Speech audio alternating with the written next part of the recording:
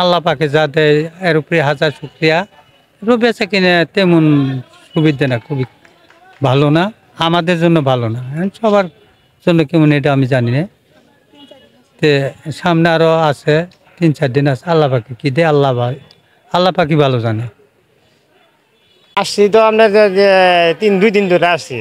আপনার দিনের আবহাওয়া একটু খারাপ, তো দিনে যদি একটু বৃষ্টি বাসটা হয় তাহলে আমাদের মোটামুটি ব্যবসা বাণিজ্য মোটামুটি ভালো চলবো আর কি।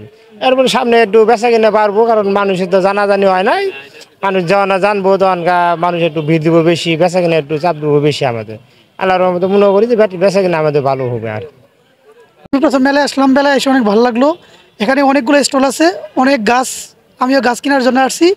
এবং আমাদের পরিবেশকে সুন্দর করার জন্য সবাই গাছ কিনুন এবং পরিবেশকে বাঁচান। পরিবেশের জন্য গাছের কোনো বিকল্প নাই। ও ময়মনসিংহ বন বিভাগ আয়োজিত 2024 বৃক্ষ মেলা শুরু হয়েছে গত পরশুদিন। আমি আজকে এসেছি আমার সন্তানকে নিয়ে এই বৃক্ষ মেলা পরিদর্শন করতে।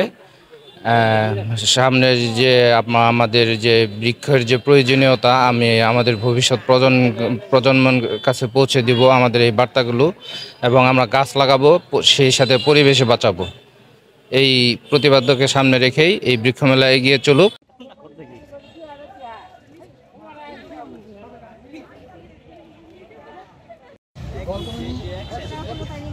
একশো টাকা